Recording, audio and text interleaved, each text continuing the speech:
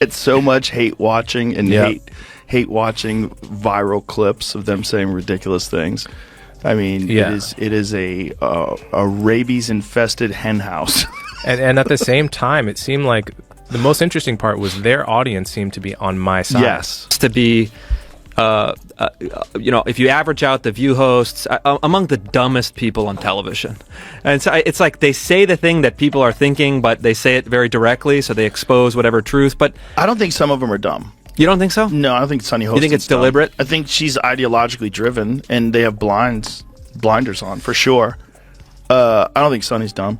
But Whoopi is certainly not the brightest person, and what she just said just doesn't make any sense. It's just like so silly to say. It's not a well thought out. It's like if you had an idea for a premise and it was totally baked and half baked, and you went on stage with it and just Picture Joe Rogan and Coleman Hughes stepping into the cultural conversation like two unbothered repairmen arriving to fix a leaky faucet, only to accidentally flood the entire studio with precision logic. No raised voices, no petty jabs, just a calm dismantling of theatrical outrage that left the hosts of The View blinking like they'd lost their script. Sometimes it's the quiet ones who cause the loudest tremors, and these two just turned daytime melodrama into a seminar on self-possession. Do you see what Whoopi Goldberg said? What'd she say? Whoopi Goldberg said that Biden could arrest all the Republicans and put them in jail. You just need to see how unhinged this kind of thinking is. Well, you know what Joe Biden could do? Joe Biden, you have to see it, because it's so on TV. crazy. She said it's on television. Just let's look at a scenario where the Supreme Court says, yes, he has all those rights. He is immune from everything. No. You know what Joe Biden could do since he is presently president? What? Whoa. He could throw every Republican in jail. While The View unraveled in a swirl of emotional theatrics and teleprompter indignation, Rogan and Hughes calmly sidestepped the spectacle, choosing instead to deliver their critique from afar. It wasn't a drag-out brawl, it was an intellectual ambush from 3 time zones away. Surgical, unshakable, and rooted in restraint, their response landed like a laser-guided missile, silent on approach, explosive on impact. Strange show, but it's fun to watch. It's just fun to watch them. It's good entertainment. Yeah. Undoubtedly. Well, they're just, it's interesting, because I think Sunny is very intelligent, but she's ideologically captured. Right. That's sort of. I think the other ones. There's a couple of the other ones. Don't have to name any names. Who are just very dull-minded.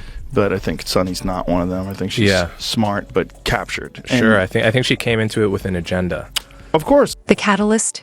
Yet another View segment dressed as a midday meltdown, this time targeting so-called anti-woke men, laced with sweeping declarations about race, politics, and society, all delivered with the subtlety of a foghorn at a funeral. The soundbites made their rounds, and suddenly, 2 names emerged on social media like calm amid the chaos: Joe Rogan and Coleman Hughes, the cerebral duo known for cutting through noise with clinical precision. I saw you on The View. Yeah. Yeah, so that's been overwhelming my past couple days. Yeah, is that annoying? No. No? No, I mean, it's just, when I was on there, I really had no idea how it was going to land with the audience. So I just went in there, did my thing. I had no idea what to expect. I didn't know who Sunny Hostin was. I actually still really don't know.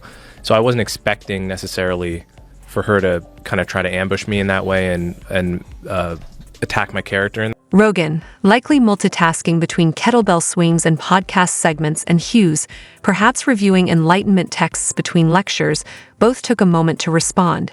Joe, ever measured, didn't rant or retaliate. He did something worse for his critics. He remained calm, collected, and devastating. It was the sort of composure that makes a meltdown on live television seem even more unhinged by comparison. If I'm being honest with you, because I want to believe that you are being used as a pawn by the right and that you're a charlatan of sorts. He's not a Republican. So how do you... He's never voted for a Republican. You've said that you're a conservative. No, I don't think I've been co-opted by anyone. I've only voted twice, both for Democrats. Although I'm an independent, I would vote for a Republican, probably a non-Trump Republican if they were compelling. I don't think there's any evidence I've been co-opted by anyone, and I think that's an ad hominem tactic people use to not address really the important conversations we're having here. And I think it's better, and it would be better for everyone if we stuck to the topics rather than make it about me. It's the kind of calm that rattles nerves more than rage ever could. Rogan compared The View to a blend of soap opera and improv sketch, only allergic to logic. Their dialogue, he suggested, wasn't conversation but performance, crafted for Twitter applause rather than public understanding. Then Hughes weighed in, armed not with sarcasm, but spreadsheets, graphs, citations, a quiet fusillade of reason that left The View's political commentary looking about as deep as a kiddie pool in a drought. The best part? They didn't even need to show up. But With it's not no about you, evidence but that I've been I co-opted. want to give you the opportunity to respond to the I appreciate the criticism. I appreciate being co-opted by anyone. I have an independent podcast. I work for CNN as an analyst. I write for the Free Press. I'm independent in all of these endeavors, and no one is paying me to say what I'm saying. I'm saying it because I feel it. Joe Rogan, who believes in dragons. I checked it. He believes in dragons? He believes in dragons. Joey what this is. Behar was trying to say that I believe in dragons. Wait, what is this? I just She heard said, about I it. checked it. I checked it. And the lady goes, did you double check this? She goes, I checked it. He believes in dragons. Should be like, you think they lived Sasquatch, alongside of bitch. people? Like, Wait, it was from a wildlife biologist who came on my podcast. What particularly irked Rogan was the show's persistent caricature of male descent as inherently toxic. He wasn't angry, he was bemused. The idea that disagreement equals disrespect, or that challenging a narrative equals oppression, struck him as laughable. Hughes, ever the analyst, laid it out cleanly. The View doesn't engage in dialogue, they engineer conflict. They don't seek understanding, they craft adversaries. Rogan and Hughes just happen to be two of the most inconvenient targets, level-headed men with facts in hand. You're right that the anti-racism movement, that is just another form of racism, and you even say it has a lot in common with white supremacy. How can you compare those two things? They both view your race as extremely significant part of who you are. Neo-racists like Rob D'Angelo, they say that to be white is to be ignorant. Well, this is a racial stereotype, and I want to call a spade and say this is not the style of anti-racism we have to be teaching our kids. We should be teaching them that your race is not a significant feature of you, who you are. Who you are is your character, your value, and your skin color doesn't say anything about that. In response, The View did what it does best, retreat into performance. No substantive rebuttals, no honest counterpoints. Just the usual retreat into buzzwords and tearful indignation. Words like privilege, misinformation, and fragile masculinity were tossed around like confetti at a panic parade. Meanwhile, Rogan chuckled, low and dry, like someone who's seen this play before. Hughes likely opened a spreadsheet and started categorizing the logical fallacies. This wasn't debate, it was dissection, and The View flinched.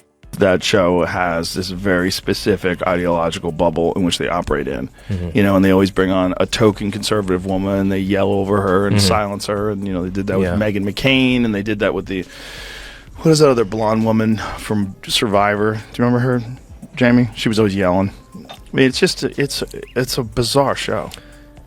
So we had 8 minutes, and America's approach to race, pretty big topic, pretty important topic. I think the way you, before you start, I think the way you described it is...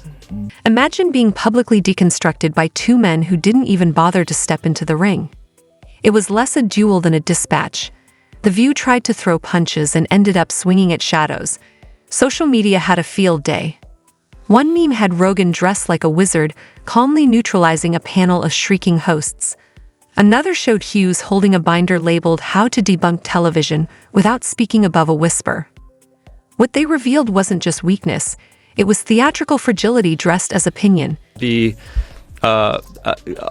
you average out the View hosts, among the dumbest people on television. And so it's like they say the thing that people are thinking, but they say it very directly, so they expose whatever truth. But I don't think some of them are dumb. You don't think so? No, I don't think Sunny Hostin's You think it's dumb. deliberate? I think she's ideologically driven, and they have blinders on, for sure. I don't think Sunny's dumb. But Whoopi is certainly not the brightest person.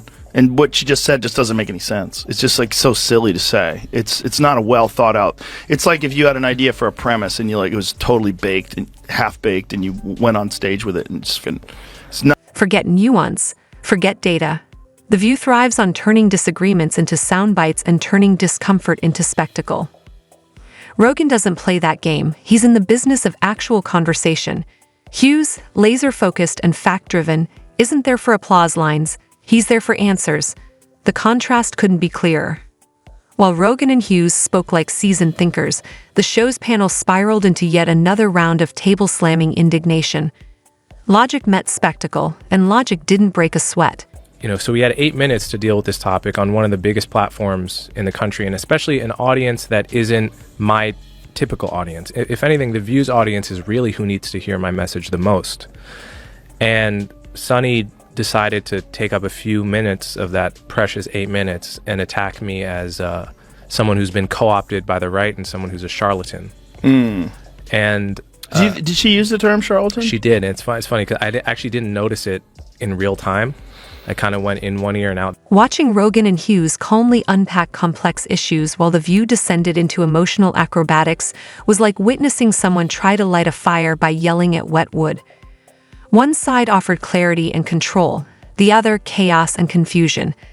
Imagine a split screen.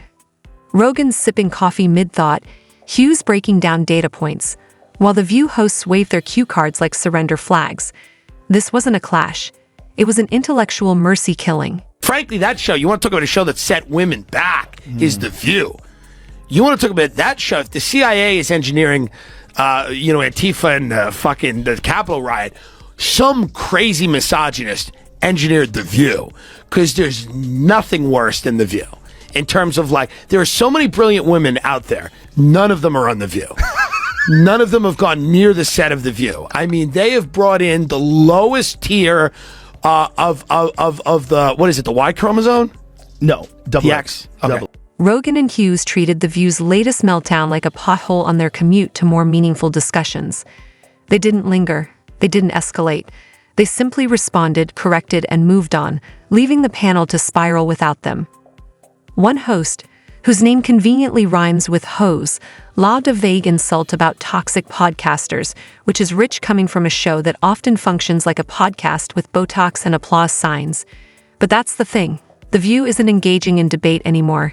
It's shadowboxing with people who've already outgrown the arena.